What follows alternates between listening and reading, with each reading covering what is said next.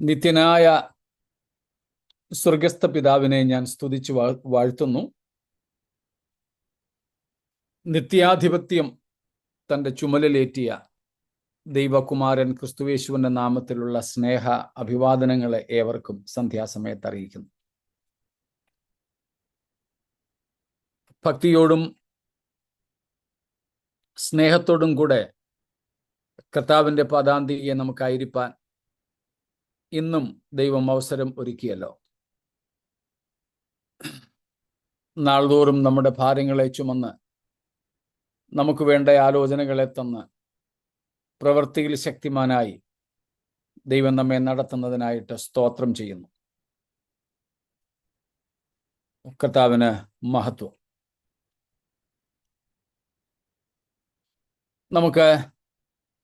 നമ്മൾ പഠിക്കുന്ന നിത്യതയെക്കുറിച്ച് വെളിപ്പാട് പുസ്തകം 21, 22 അധ്യായങ്ങളിലേക്ക് നമുക്ക് എത്തിച്ചേരാം. ഇന്നലെ നാം ഏറ്റവും ഒടുവിൽ നോക്കിക്കൊണ്ടിരുന്നത് ഇപ്പോൾ കർത്താവിന്റെ ദാസൻ പറഞ്ഞു നിർത്തിയ വേദഭാഗമായിരുന്നുവല്ലോ. 21 അധ്യായത്തിന്റെ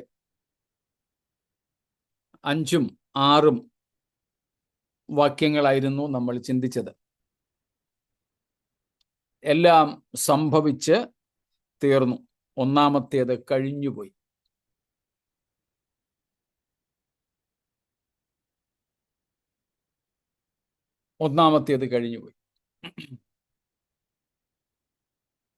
ആകാശഭൂമികളെക്കുറിച്ചും ശാപഗ്രസ്തമായ ലോകത്തെക്കുറിച്ചുമൊക്കെയാണ്. ലൂസിഫറിൻ്റെയും ആദാമിൻ്റെയും അല്ലെങ്കിൽ മനുഷ്യരുടെയും അഥവാ ദൂതന്മാരുടെയും മനുഷ്യരുടെയും പാപത്താൽ ശപിക്കപ്പെട്ട ഭൂമി. ഈ ഭൂമിയുടെ ശപിക്കപ്പെട്ട വ്യവസ്ഥിതികൾ അവയെല്ലാം തീരുകയാണ്. എല്ലാറ്റിനെയും കർത്താവ് പുതുതാക്കുന്നു എന്ന് നാം കാണുന്നു.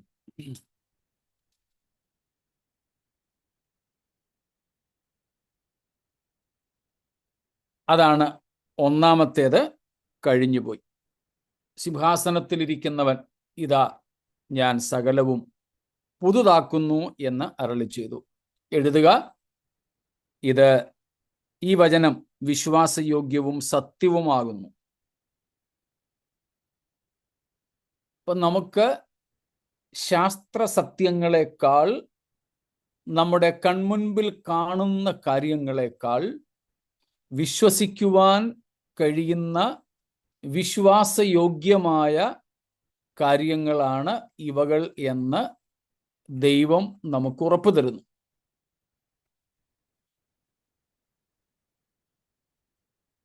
നമ്മൾ മനസ്സിലാക്കുന്നത് ദൈവത്തിൻ്റെ വചനം ആദ്യം മുതൽ തന്നെ പറഞ്ഞതൊക്കെ ഇതുവരെ നിറവേറി എങ്കിൽ അക്ഷരം പ്രതി ഈ കാര്യങ്ങളും നിറവേറുമെന്ന് പൂർണ്ണമായും വിശ്വസിക്കാം, ഉറയ്ക്കാം. സ്തോത്രം.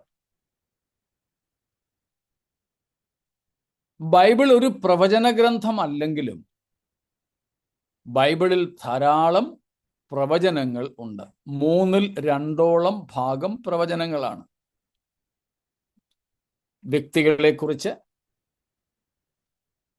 കുലങ്ങളെക്കുറിച്ച്, കുടുംബങ്ങളെക്കുറിച്ച്, രാഷ്ട്രങ്ങളെക്കുറിച്ച് ഒക്കെയുള്ള പ്രവചനങ്ങൾ നമുക്ക് തിരുവെഴുത്തിൽ കാണാം.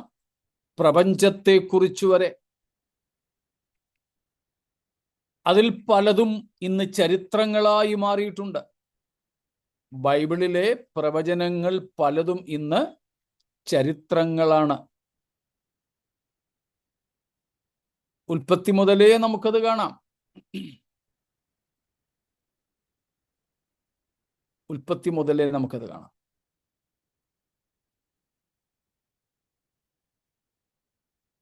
ആ ഉറപ്പോടുകൂടെ തിരുവെഴുത്ത് പറയുന്നു, ഇത് വിശ്വാസയോഗ്യമായ വചനമാണ്.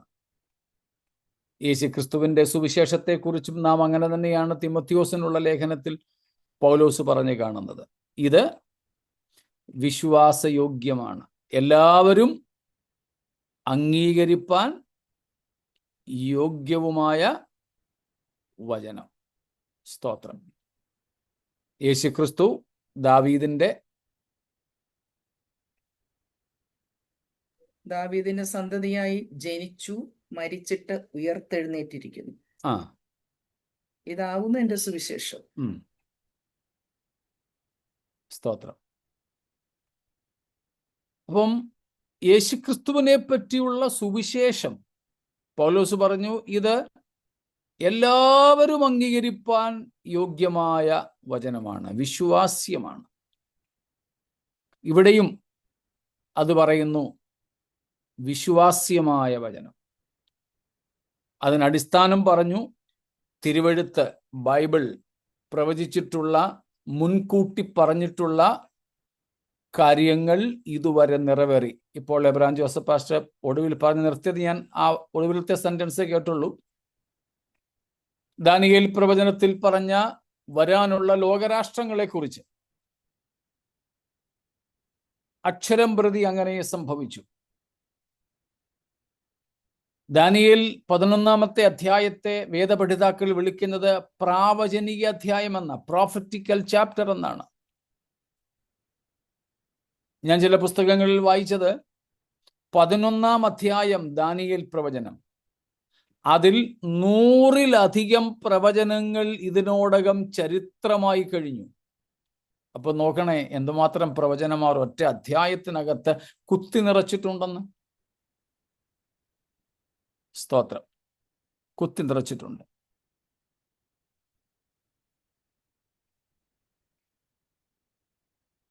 അതുകൊണ്ട് ചിലര്,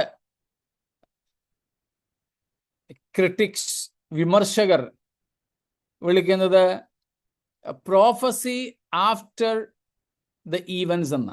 ദാനിയേൽ പ്രവചനത്തെ ചിലർ വിളിക്കുന്നത് prophecy after the events took place, സംഭവിച്ചു കഴിഞ്ഞതിന് ശേഷം നടത്തിയ പ്രവചനങ്ങളെന്ന്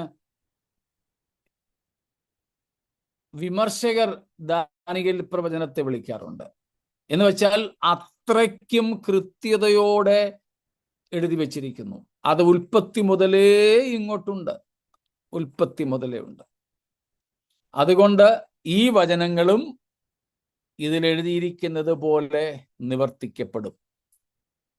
ഈ പ്രപഞ്ചത്തിന്റെ അവസാനം, ലോകത്തിന്റെ അവസാനം, സകലത്തിൻ്റെയും പുതുക്കം,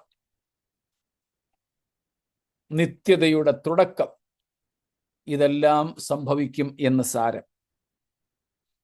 എന്നിട്ടാണ് നാം 6-ാമത്തെ വാക്യത്തിൽ വായിച്ചത്, അവൻ പിന്നെയും എന്നോട് അരുളി ചെയ്തു, സംഭവിച്ചു തീർന്നു. സ്തോത്രം. സംഭവിച്ചു തീർന്നു. 6-ാമത്തെ വാക്യം ഒന്നും കൂടെ വായിച്ചോളൂ. Verse number 6. He said to me, it is done. I am the Alpha and the Omega, the beginning and the end. To him who is thirsty, I will give to drink without cost from the spring of the water of life. It is done. ഇതുപോലൊരു പ്രയോഗം നമുക്ക് ക്രിസ്തു മറ്റൊരിടത്ത് പറഞ്ഞതറിയാം. അറിയാമല്ലോ. It is finished. It is finished. ക്രൂശിൽ. സ്തോത്രം. അവിടെ പറഞ്ഞത് നമ്മുടെ പാപമോചനത്തിനും രക്ഷയ്ക്കും വേണ്ടിയുള്ളത് ക്രിസ്തു നിവർത്തിച്ചു, ന്യായപ്രമാണം നിവർത്തിച്ചു, ദൈവത്തിൻ്റെ നീതിയുള്ള ആവശ്യത്തെ, നീതിയെ സംതൃപ്തിപ്പെടുത്തി എന്ന നിലയിലാണ്. ഇവിടെ സ്തോത്രം, ഈ സൃഷ്ടിയിൽ ദൈവം ചെയ്യുവാൻ ആഗ്രഹിച്ചത്, നിത്യതയ്ക്കായി ദൈവം ആഗ്രഹിച്ചത് ഇവിടെ നിവർത്തിക്കപ്പെടുന്നു. It's done. സ്തോത്രം. It's done.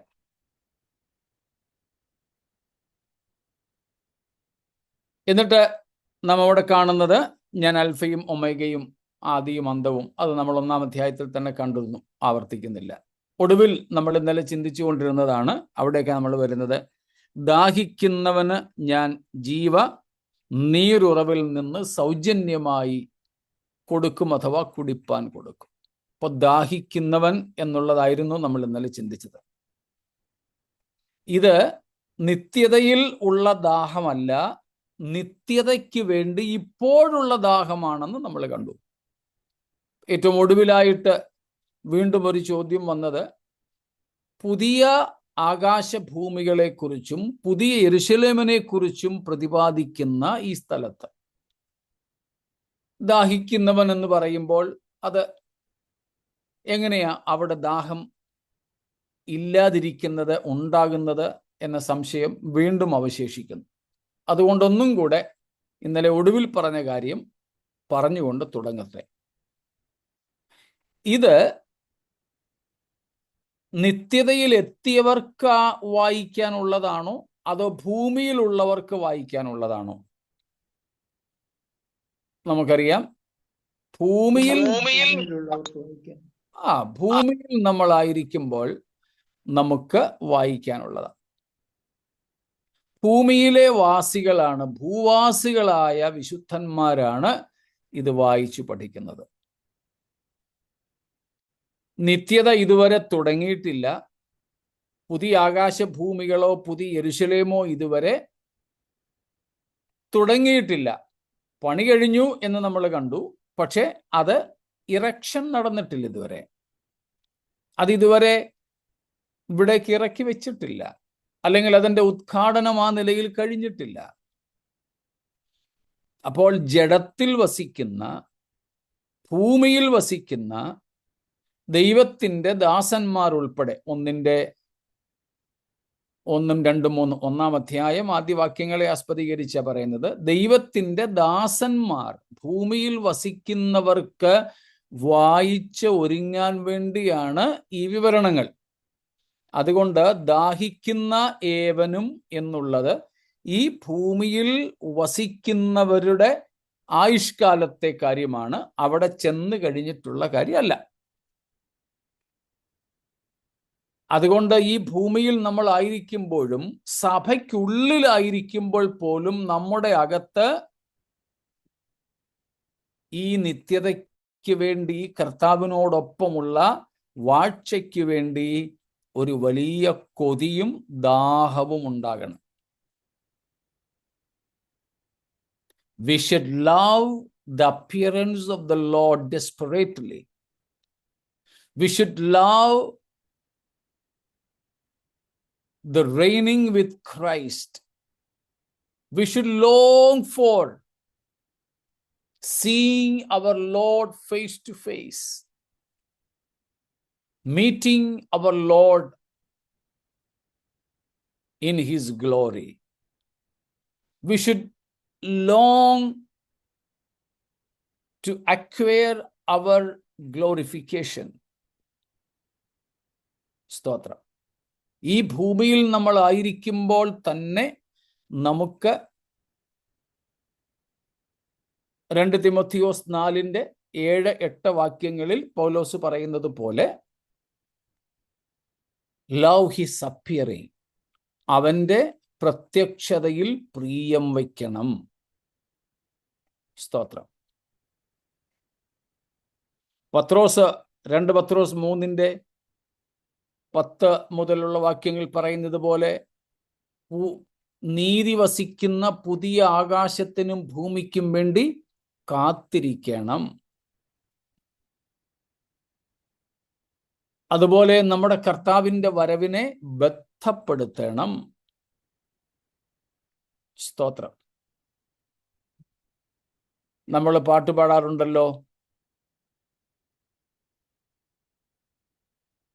അതുപോലെ നമ്മുടെ അകത്തുണ്ടായിരിക്കണം, വെള്ളത്തിനായി കേഴുന്ന വേഴാമ്പൽ പോൽ.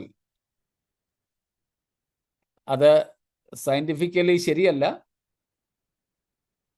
പൊതുവെ നമ്മുടെ ഇടയിലുള്ള പറച്ചിൽ, വേഴാമ്പലിന് മഴവെള്ളം മാത്രമേ കുടിക്കാൻ പറ്റൂ, അതിൻ്റെ തൊണ്ടയ്ക്ക് ദ്വാരമുണ്ട്, അതുകൊണ്ട് വെള്ളം അതിനല്ലാതെ കുടിക്കാൻ ഒക്കത്തില്ല. അതുകൊണ്ട് മഴ പെയ്യുമ്പം മേപ്പോട്ട് ഇങ്ങനെ നോക്കിയിരുന്ന് അണ്ണാക്കിൽ വീഴുന്ന വെള്ളമേ അതിന് കുടിക്കാൻ പറ്റുകൊണ്ട് മഴയില്ലെങ്കിൽ അത് വെള്ളം കുടിക്കാൻ ഒക്കത്തില്ലെന്നൊരു ചിന്തയിലാണ്. നമ്മുടെ ഇടയിൽ നാച്ചുറലിസ്റ്റുകളൊക്കെ ഉണ്ട്. സ്തോത്രം. വർഗീച്ചത് ശരിയാണോ വേഴാമ്പലിനെ കുറിച്ച്? അല്ല അല്ല അല്ല. ശരിയല്ല. സയന്റിഫിക്കലി തെറ്റായ ഒരു ചിന്താഗതി. അങ്ങനെ നമുക്ക് ആ പാട്ട് വന്നത്, വെള്ളത്തിനായി കീഴുന്ന വേഴാമ്പൽ പോൽ. ആ ഒരു ഉദാഹരണം തെറ്റാണ്. അതിന്റെ തലയുടെ പൊസിഷൻ വെച്ചാണ്ടാ അങ്ങനെ ഒരു എപ്പോഴും ഇങ്ങനെ പൊങ്ങിയിരിക്കുന്ന, മേലോട്ട് നോക്കിയിരിക്കുന്ന ആ ഒരു പോസ്ചർ ഉണ്ട് അതിന്. യാ അതുകൊണ്ടാണ് അത് വെള്ളത്തിനായിട്ട് നിൽക്കുന്നു എന്നുള്ള ഒരു ചിന്ത വന്നത്. അല്ലാതെ അത് ശരിയായിട്ടുള്ളൊരു നിലപാടല്ല. അതുകൊണ്ട് പാട്ട് പിന്നെങ്ങനെ എഴുതി നമ്മളങ്ങ് പാടിപ്പോന്നു, കുഴപ്പമില്ല, പോട്ടെ, അത് സാരമില്ല. എന്നാൽ അതിൻ്റെ യാഥാർത്ഥ്യം മനസ്സിലാക്കുക എന്നതിന് വേണ്ടി ഞാൻ പറഞ്ഞു എന്നേ ഉള്ളൂ. അപ്പം ഔദ്യോഗികമായി പറയാൻ ആധികാരികതയുള്ള ആളാണ് നമ്മോട് സംസാരിച്ചത്. അതുകൊണ്ടാണ് ഞാൻ അച്ഛനോട് തന്നെ ചോദിച്ചത്. നമുക്ക് അദ്ദേഹത്തിൻ്റെ സാക്ഷ്യമൊക്കെ അറിയാമല്ലോ. അപ്പം അങ്ങനെ ഒരു പരമ്പരാഗത ചിന്താഗതി അനുസരിച്ച് എഴുതിയ പാട്ടാണെങ്കിൽ നമ്മൾ അതിൻ്റെ ആശയമേ ഉൾക്കൊള്ളുന്നുള്ളൂ. വെള്ളത്തിനായി കീഴുന്ന വേഴാമ്പൽ പോൽ. എന്തിനു വേണ്ടി കാത്തിരിക്കുക? കർത്താവിൻ്റെ മൽപ്രിയനെ, എന്നേശു നായകനെ. എന്നിട്ട് അടുത്ത സ്റ്റാൻസായിൽ പറയുന്നത് എന്താ? മണവാട്ടിയുടെ കാര്യം പറയുന്നുണ്ടല്ലോ. ശുദ്ധിയുള്ള, അങ്ങനല്ലേ? ബുദ്ധിയുള്ള നിർമ്മല കന്യകയെ. ഓക്കെ, ബുദ്ധിയുള്ള നിർമ്മല കന്യകയെ പോലെ. സ്തോത്രം.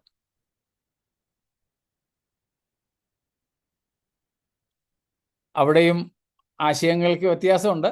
നമ്മളത് പഠിച്ചിട്ടുണ്ട്. അവിടേക്ക് നമ്മൾ പോകുന്നില്ല ഇനി. ഏതായാലും നമ്മളതിൻ്റെ ആശയം മാത്രം എടുക്കുന്നത് ക്രിസ്തുവിൻ്റെ വരവിനായിട്ടും ക്രിസ്തുവിനോടൊപ്പമുള്ള വാസത്തിനായിട്ടും നമ്മുടെ അകത്ത് അതിഭയങ്കരമായ വാഞ്ച ഉണ്ടാവുക. അതാണ് ദാഹിക്കുന്ന ഏവനും ജീവനീരുറവിൽ നിന്ന് ഞാൻ കുടിപ്പാൻ കൊടുക്കും എന്ന് കർത്താവ് ഇവിടെ പറഞ്ഞിരിക്കുന്നത്. ആ ദാഹം നിത്യതയിൽ എത്തിയ ശേഷമുള്ള ദാഹമല്ല. ഈ ഭൂമിയിൽ നമുക്ക് വസിക്കുന്ന സമയത്ത് കർത്താവിനോട് ചേരുവാനുള്ള ദാഹമാണ്. ആ ഒരു വാഞ്ചയാണ്. യേശുക്രിസ്തു അന്ത്യത്താഴ സമയത്ത് ശിഷ്യന്മാരോട് പറഞ്ഞല്ലോ, ഞാൻ നിങ്ങളോടുകൂടെ ഈ പെസഹ കഴിപ്പാൻ ഏറെ ആഗ്രഹിച്ചിരുന്നു, വാഞ്ചിച്ചിരുന്നു, കാത്തിരുന്നു. അതേ കാത്തിരിപ്പിന്റെ മറ്റൊരു പ്രയോഗം നടത്തി. ഇനിയും നിങ്ങളോടുകൂടെ സ്വർഗരാജ്യത്തിൽ എത്തുന്നത് വരെ ഈ മുന്തിരിവള്ളിയുടെ അനുഭവം അനുഭവിക്കുകയില്ല. എന്ന് വെച്ചാൽ യേശുക്രിസ്തു ഈ ഭൂമിയിൽ ആയിരുന്നപ്പോൾ 33 പരം തിരുവയസ്സ് കർത്താവ് ഈ ഭൂമിയിലായിരുന്നപ്പോഴൊക്കെ കർത്താവിൻ്റെ മുമ്പിൽ ഉണ്ടായിരുന്ന ഏക ആഗ്രഹം ക്രൂശിലെ മരണമായിരുന്നു. അതാണ് പറഞ്ഞത്, നിങ്ങളോടുകൂടെ ഈ പെസഹ ആചരിപ്പാൻ ഞാൻ ഏറെ ആഗ്രഹിച്ചിരുന്നു. അന്തിമ പെസഹയായിരുന്നു കർത്താവിൻ്റെത്, ശിഷ്യന്മാരുമൊത്ത്. ആ ഒരാഗ്രഹം. കർത്താവിന് വേറെ ഒരു ചിന്തയോ വേറൊരു ലക്ഷ്യമോ ഇല്ലായിരുന്നു. അതുകൊണ്ടാ കൊച്ചമ്മ, അമ്മയുടെ സഹോദരി, യോഹന്നാൻ്റെയൊക്കെ മമ്മി, യാക്കോബിന് യോഹന്നാനെ പിടിച്ചുകൊണ്ട് യേശുവിൻ്റെ അടുക്കൽ വന്നിട്ട് പറഞ്ഞു, ഒരുത്തനെ ഇടത്ത് ഒരുത്തനെ വലത്ത് ഇരുത്തണേ. അപ്പോഴും കർത്താവ് പറഞ്ഞു, നിങ്ങൾക്ക് അതിനെക്കുറിച്ചാ ചിന്ത, എനിക്കതല്ല. കർത്താവിൻ്റെ ചിന്ത എന്തായിരുന്നു? എനിക്കൊരു സ്നാനമേൽപ്പാനുണ്ട്. ആ സ്നാനം എന്ന് പറയുന്നത് ക്രിസ്തുവിന്റെ മരണത്തെക്കുറിച്ചാണ്. അപ്പോൾ കർത്താവിൻ്റെ മുമ്പിൽ അന്നുണ്ടായിരുന്ന ലക്ഷ്യം ക്രൂശീകരണമായിരുന്നു. അതിനുശേഷം തേജസ്കരണത്തിലേക്കാണ്. ഇതുപോലെ നമ്മുടെ ഈ ആയുസ്സിലെ വാഞ്ച, ദാഹം എന്ന് പറയുന്നത് തേജസ്കരണമാകണം. We should desperately long for glorification of our bodies, translation of our bodies into the very likeness of that of Christ. അത് നമ്മൾ ഈ പുസ്തകം വായിക്കുമ്പോൾ നമ്മുടെ അകത്ത് അത് നമ്മൾ വളർത്തിയെടുക്കണം.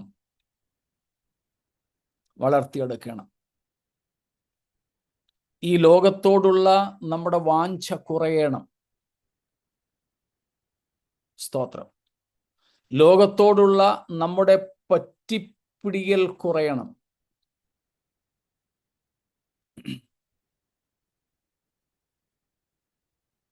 ഇന്നും ഞാൻ കുളിക്കാൻ നേരം ചിന്തിച്ച ഒരു ചിന്ത നിങ്ങളോട് പറയാം.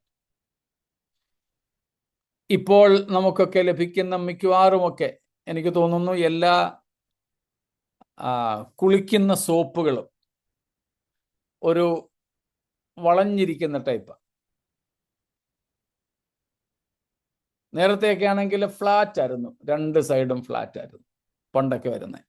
ഇപ്പോഴങ്ങനെയല്ല, ഒരു സൈഡ് ഇങ്ങനെ കുഴിഞ്ഞ് വളഞ്ഞിരിക്കുന്നതാണ്. അപ്പം കുളിച്ചതിന് ശേഷം നനഞ്ഞ സോപ്പ് നമ്മൾ വെക്കുകയാണെങ്കിൽ ഈ വളഞ്ഞിരിക്കുന്നത് കൊണ്ട്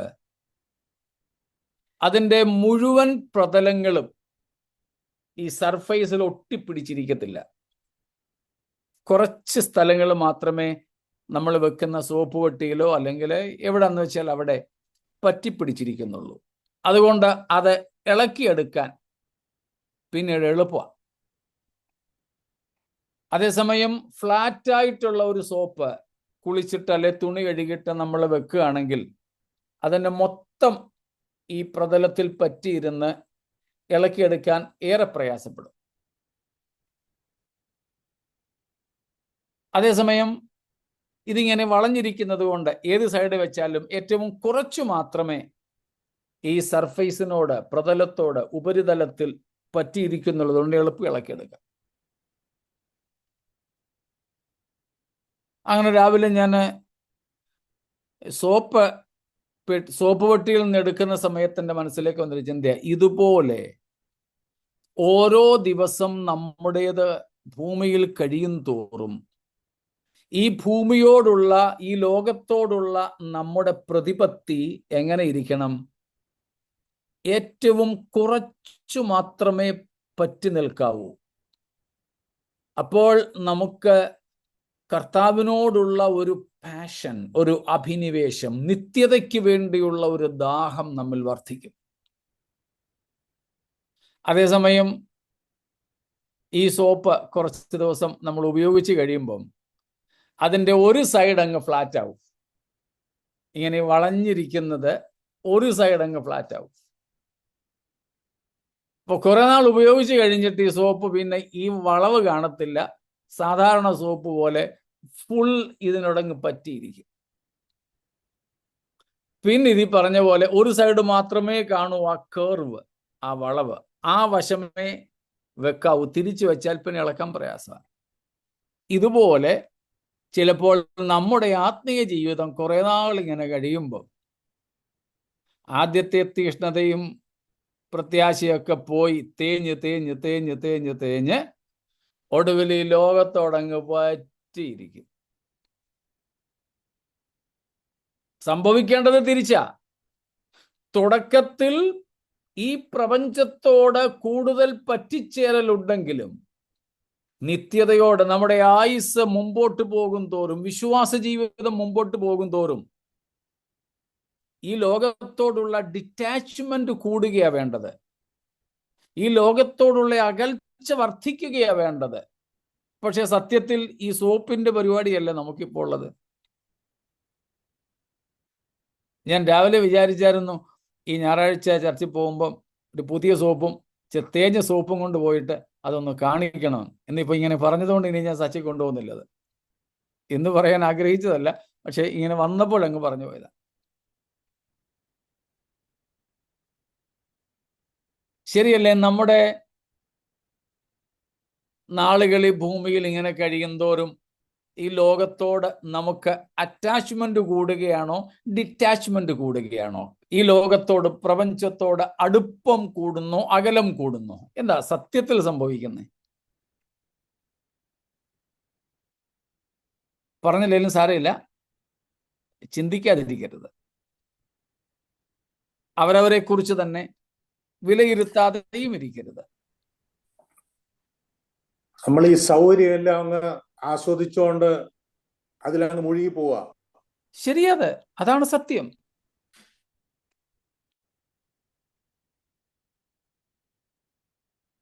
ഞാൻ എന്നെക്കുറിച്ച് വിലയിരുത്താറുണ്ട്. എൻ്റെ ശുശ്രൂഷ ജീവിതം ആരംഭിച്ച സമയത്ത് ഒരു കൊച്ചു പെട്ടിയുള്ളായിരുന്നു എൻ്റെ കയ്യിൽ. റിസർവേഷൻ ഇല്ലാത്ത ബോഗികളിലും എനിക്ക് യാത്ര ചെയ്യാൻ ബുദ്ധിമുട്ടുണ്ടായിരുന്നില്ല ആ സമയത്ത്. പക്ഷേ ഭാരങ്ങൾ കൂടുന്നതിന് ഒന്നും വേണ്ട യാത്രയിൽ എന്നൊക്കെ പറഞ്ഞ് നമ്മൾ പാട്ട് പാടുമെങ്കിലും നമ്മുടെ യാത്രയിൽ ഭാരങ്ങൾ ഇങ്ങനെ കൂടിക്കൊണ്ടിരിക്കുക. ഞാൻ ആദ്യത്തെ ചർച്ചിൽ നിന്ന് രണ്ടാമത്തെ ചർച്ചിലേക്ക് പോയപ്പോൾ എൻ്റെ ഒരു പെട്ടിയോടുകൂടെ ഒരു ബെഡ് റോളറും കൂടെയായി.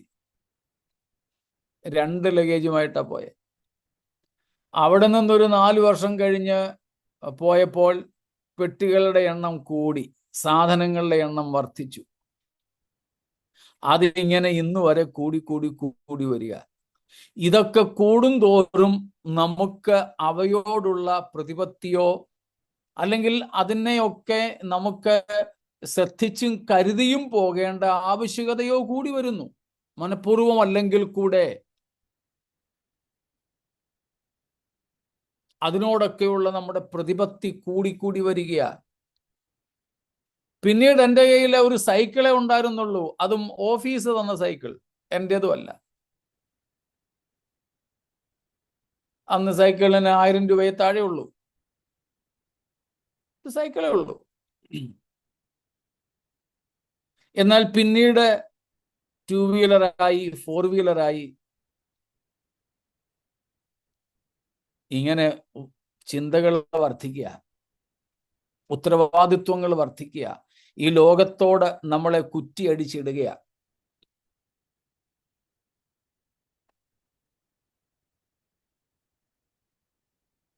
നിങ്ങൾക്കറിയാം, കുറച്ച് നാൾ മുമ്പാണ് ഞാൻ എൻ്റെ കയ്യിലുണ്ടായിരുന്ന 8 വർഷം ഉപയോഗിച്ച ഒരു കാറ് വിറ്റിട്ട് വേറൊരെണ്ണം വാങ്ങിച്ചതും 5 വർഷം പഴക്കമുള്ള വണ്ടിയാണ്.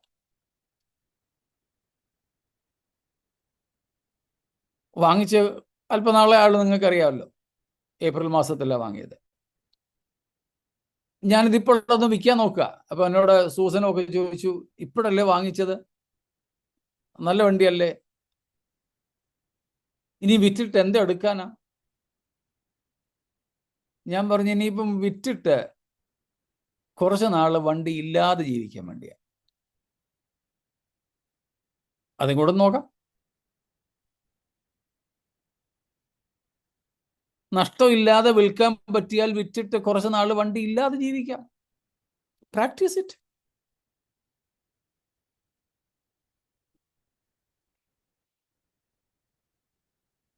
അപ്പം നമ്മൾ കൂടുതൽ സൗകര്യങ്ങളിൽ നിന്ന് കൂടുതലിലേക്ക് പോകാതെ അവയിൽ നിന്നും കുറഞ്ഞ് ഈ ലോകത്തോടുള്ള നമ്മുടെ ആ പറ്റിപ്പിടിയിൽ, ആ ഒരു അറ്റാച്ച്മെന്റ്, അത് വിട്ട് പോകത്തക്കതുപോലെ വളരെ പെട്ടെന്ന് ഇത് ഉപേക്ഷിച്ച് പോകത്തക്ക ഒരവസ്ഥയിലേക്ക് നമുക്ക് വളരണം. പക്ഷെ സാധാരണ നിലയിൽ അങ്ങനെ അല്ലെന്നുള്ളതാണ് സത്യം. നമ്മൾ കൂടുതൽ വചനം പഠിക്കുകയും ഒക്കെ ചെയ്യുന്നുണ്ടെങ്കിലും ഇങ്ങനെയുള്ള ഒരു കെണി, ഒരു ട്രാപ്പ് മറുഭാഗത്തുണ്ട്.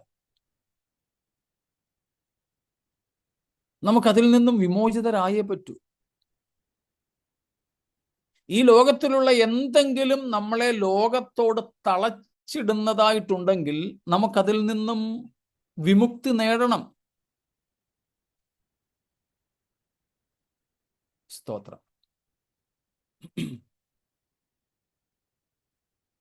ഇവിടെ ഏതാണ് ദാഹിക്കുന്നവന്?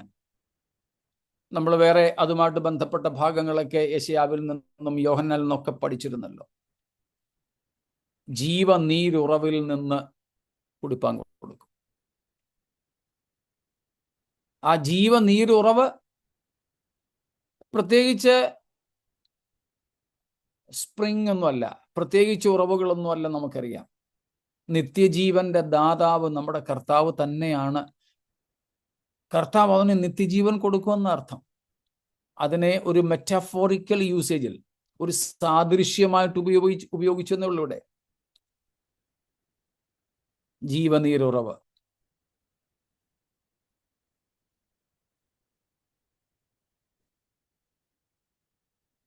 ഇന്നലെ ശമര്യക്കാരി സ്ത്രീയോട് കർത്താവ് സംസാരിച്ച കാര്യമൊക്കെ മെറ്റഫോറിക്കലി, സാദൃശ്യമായിട്ട് ഉപയോഗിച്ചതാ. ഞാൻ ആരാണെന്ന് നീ അറിയുകയും മറ്റും ചെയ്തിരുന്നെങ്കിൽ നീ എന്നോട് ചോദിച്ചേനെ, ഞാൻ നിനക്ക്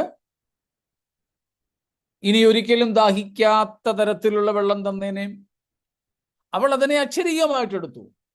കർത്താവ് പക്ഷേ അക്ഷരീയമായിട്ടല്ല പറഞ്ഞത്. ഇവിടെയും അക്ഷരീയമായിട്ടല്ല. ഏതെങ്കിലും ഒരു ജീവനീരുറവ് പ്രത്യേകിച്ച് എവിടെ നിന്നെങ്കിലും ഒഴുകുന്ന ഒരെണ്ണമുണ്ട്, അതല്ലേ എല്ലാവർക്കും ചിരിച്ചേ ഡോസ് കൊടുത്ത് ഇങ്ങനെ അമൃതം കുടിപ്പിക്കുന്നത് പോലെ.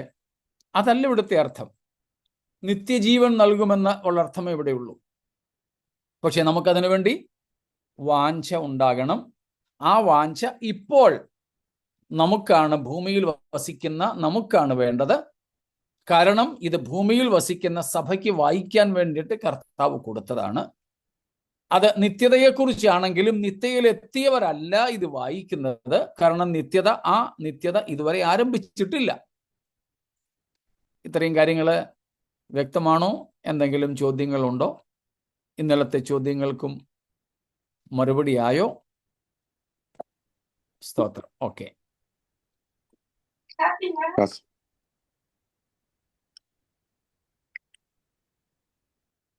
മറ്റൊന്നുമില്ലെന്ന് കരുതുന്നു. സ്തോത്രം. അപ്പോൾ നമ്മളിവിടെ കണ്ടു 6-ാമത്തെ വാക്യത്തിൽ ദാഹിക്കുന്നവന് ഞാൻ ജീവനീരുറവിൽ നിന്ന് സൗജന്യമായി കൊടുക്കും. ആ ഒരു ആഗ്രഹത്തോടെ ക്രൂശിങ്കിലേക്ക് വന്നാൽ മതി. നിത്യജീവൻ സൗജന്യം, വിശ്വാസത്താൽ, കൃപയാൽ, ദാനമായി.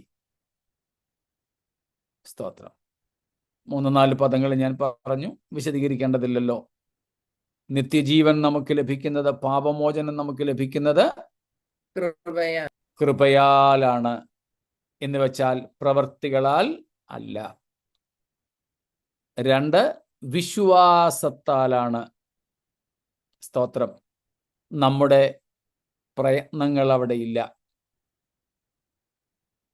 Faith in the finished work of Christ. യേശു കർത്താവ് നമുക്ക് വേണ്ടി പൂർത്തീകരിച്ച ക്രൂശിലെ രക്ഷണ്യ പ്രവൃത്തിയിലുള്ള വിശ്വാസം.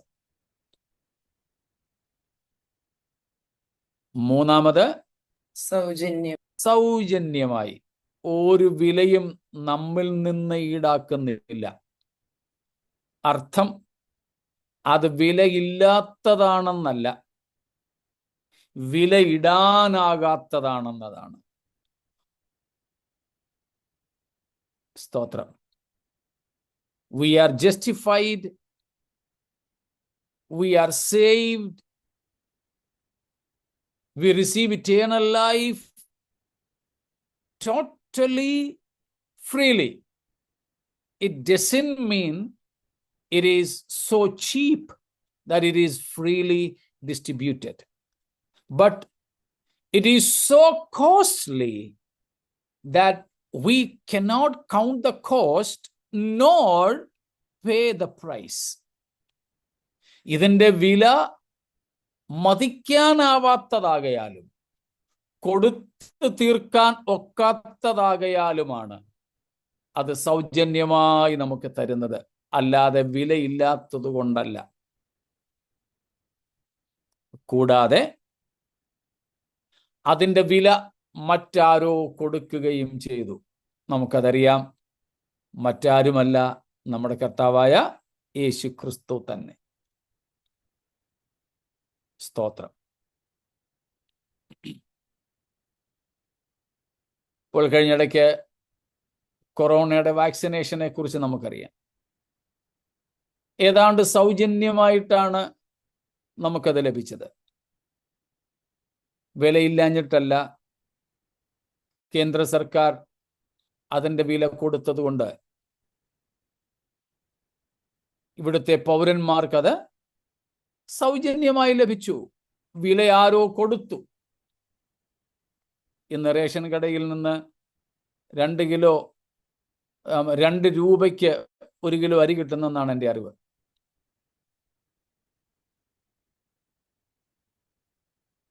₹2 അതിൻ്റെ വില.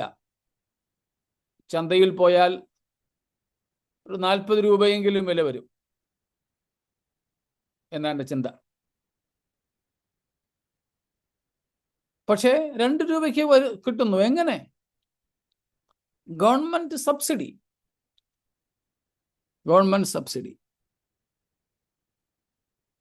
ഇതുപോലെ നമുക്ക് സൗജന്യമായി രക്ഷ ലഭിക്കുന്നു. സൗജന്യമായി നാം നീതീകരിക്കപ്പെടുന്നു. ആരോ അതിന് വില കൊടുത്തു. മറ്റാരുമല്ല, നമ്മുടെ കർത്താവായ യേശുവാണ്. അതിന് കൊടുത്ത വില വലുതാ.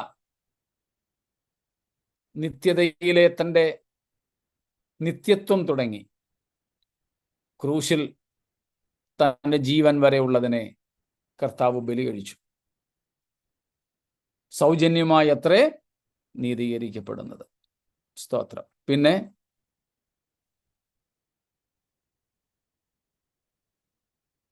വിശ്വാസത്താൽ, കൃപയാൽ, സൗജന്യമായി. സ്തോത്രം.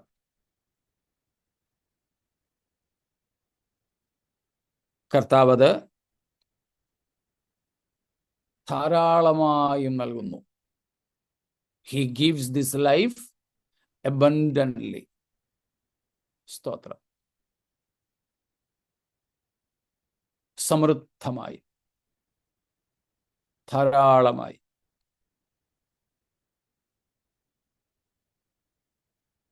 ശരി, അത്രയും കാര്യങ്ങളാണ് നാം നോക്കിക്കൊണ്ടിരുന്നത്. 7-ാം വാക്യത്തിൽ വീണ്ടും നമ്മൾ വായിക്കുന്നു, ജയിക്കുന്നവന് ഇത് 7th വേഴ്സ്, 7-ാം വാക്യം കൂടെ. ജയിക്കുന്നവന് ഇത് അവകാശമായി ലഭിക്കും. എന്തുവാ?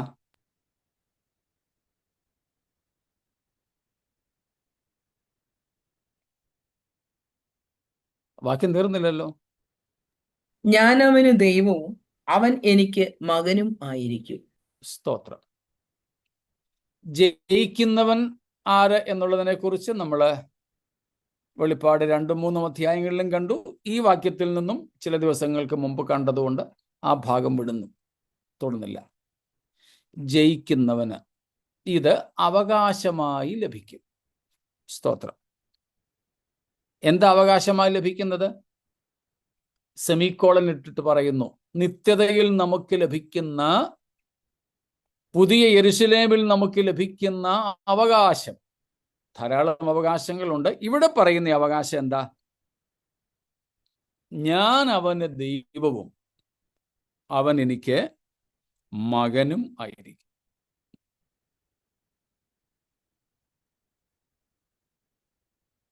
പുതിയ യെരുശലേമിൽ ജയാളികൾക്ക് ലഭിക്കുന്ന അവകാശം. സ്തോത്രം. ഇവിടെ വെച്ചും നമുക്ക് ഈ പദവിയും അവകാശവും ലഭിക്കുന്നുണ്ട്. എന്നാൽ ഇവിടെ വെച്ച് നമ്മൾ നേരത്തെ കണ്ടിട്ടുണ്ട്, നഷ്ടപ്പെട്ടു പോകുവാനും സാധ്യതയുണ്ട്. ആ പദവിയിൽ നിന്ന് നമ്മൾ വീണു പോകാനിടയുണ്ട്. ദൈവത്തിൻ്റെ പിതൃത്വത്തെ വേണ്ടെന്നും പറഞ്ഞ്, ദൈവത്തിൻ്റെ മക്കളെന്ന പദവി വേണ്ടെന്നും പറഞ്ഞ് പോകാൻ നമുക്ക് പറ്റും. കഴിഞ്ഞ ദിവസം പറഞ്ഞ കാര്യം ആവർത്തിക്കുന്നു. കർത്താവ് നമ്മെ തള്ളിക്കളയുകയോ ശത്രുക്കൾ നമ്മെ കർത്താവിൻ്റെ കയ്യിൽ നിന്ന് പിടിച്ചു പറിക്കുകയോ ചെയ്യുകയില്ല, സാധ്യമല്ല. എന്നാൽ നമുക്ക് അവിടെ നിന്നും വേണമെങ്കിൽ ഇറങ്ങി ചാടാം, വേണ്ടെന്നും പറഞ്ഞു പോകാം. അപ്പോൾ അങ്ങനെ ഒരു സാധ്യത ഇവിടെ നമ്മൾ ദൈവത്തിൻ്റെ മക്കളായിരിക്കുമ്പോഴുണ്ട്. എന്നാൽ അവിടെയോ ഒരിക്കലും പിതൃപുത്ര ബന്ധത്തിൽ നിന്നും മാറിപ്പോകാത്തതുപോലെ നിത്യത മുഴുവനും ദൈവം നമ്മുടെ ദൈവവും പിതാവുമായും നമ്മൾ ആ ഏക നിത്യ ദൈവത്തിൻ്റെ മക്കളായും തുടരും. ദൈവത്തിൻ്റെ മക്കളായിരിക്കുക എന്നത് നമുക്ക് എത്രമാത്രം പ്രിയങ്കരമാണെന്ന് എനിക്കറിയില്ല. ആ കർത്താവിനോടുള്ള അടുപ്പവും കർത്താവിനെക്കുറിച്ചുള്ള ആ മഹത്വകരമായ അനുഭവങ്ങളും അറിവുകളും നമുക്ക് കുറയും തോറും ഈ പദവിയുടെ ശ്രേഷ്ഠതയെ മനസ്സിലാക്കാനും നമുക്ക് പ്രയാസം തോന്നും. മനസ്സിലാവുന്നുണ്ടോ? We may not be able to rejoice in the sonship of God, in the adoption of God, as we are not growing in the knowledge of God. We can enjoy the very position of God's sonship, adoption, only when we are able to comprehend who our God is, what He is. So therefore, it is very important in our lives to grow in the knowledge of God, better understanding God, His majesty, His glory, His greatness. അതുകൊണ്ട് നമുക്ക് ലഭിക്കുന്ന ഈ പുത്രത്വം എന്ന അവകാശത്തിൽ ആനന്ദിക്കേണ്ടതിന്, അതെ, അതിൽ ആനന്ദിക്കേണ്ടതിന്, അതിനെ വലുതായി നമുക്ക് കാണേണ്ടതിന് എന്താവശ്യമുണ്ട്? ദൈവത്തെക്കുറിച്ചുള്ള പരിജ്ഞാനത്തിൽ വളരേണ്ടതുണ്ട്. നമ്മുടെ ദൈവം എത്ര വലിയവൻ, എത്ര മഹത്വവാൻ എന്ന് തിരിച്ചറിയുമ്പോഴേ ആ ദൈവത്തിൻ്റെ മകനെന്നും മകളെന്നും ആകാനുള്ള ഭാഗ്യം എനിക്ക് ലഭിച്ചല്ലോ എന്ന് സന്തോഷത്തോടെ ഓർക്കാൻ പറ്റൂ. അല്ലെങ്കിൽ നമുക്കിങ്ങനെ കാണാതെ പഠിച്ച് മനസ്സിൽ വെച്ചിരിക്കുന്ന ഒന്നിങ്ങനെ പറഞ്ഞു പോകാനേ പറ്റുള്ളൂ. സ്തോത്രം. ഇതാണ് നമുക്ക് ലഭിക്കുന്ന നിത്യാവകാശത്തിൽ ഒന്ന്. This is our eternal inheritance. God be our God and we His sons and daughters. സ്തോത്രം. എത്ര മനോഹരമായ പദവിയാണ്. അതൊന്ന് ഗ്രഹിക്കാൻ തന്നെ നമ്മുടെ ഉൾക്കണ്ണുകൾ തുറക്കപ്പെടേണ്ടതുണ്ട്. സ്തോത്രം. ഇത്രയും കാര്യങ്ങളിൽ എന്തെങ്കിലും വിശദീകരണം ആവശ്യമായിട്ടുണ്ടോ? ഇല്ലെങ്കിൽ നമുക്ക് 8 വരെയുള്ള വാക്യങ്ങളെ ഇന്നുകൊണ്ട് നിർത്താം. സ്തോത്രം. 8-ാം വാക്യം നമ്മൾ നേരത്തെ ചിന്തിച്ചതാണല്ലോ.